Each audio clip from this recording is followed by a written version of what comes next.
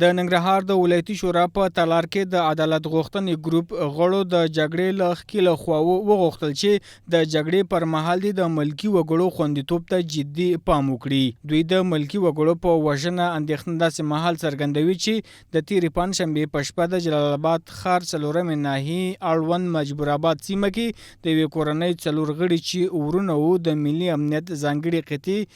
02 له لورې ووژل شول. دوی په خپلو خبرو کې ټینګار وکړ چې د جګړې ښکېلې خواوې د ملکي وګړو خوندیتوب ته پام ونه کړي نو خپلو مدني اعتراضونو ته به دوام ورکړي. حکومت ته جنگي ښکېلو غاړو ته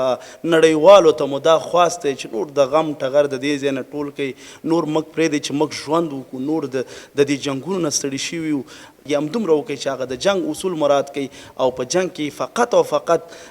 دومره وکړئ چې بې ګناه خلکو ته نور خیال وساتئ. که په جنګي ډله کې وو که نه وو باید اول تحقیق شوی وی، بعد د هغې نه هغې سره قانوني چلن شوی وی. نو زموږ غږ دا دی چې باید د ملکي وګړو خوندیتوب ته که هغه طالبان وي، داعش وي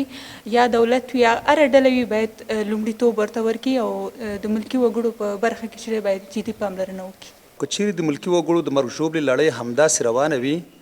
نو موږ خپل مدني حرکتونه پیل کړو او د ملکیانو د خوندیتوب او د حقوقو د ترلاسه کولو لپاره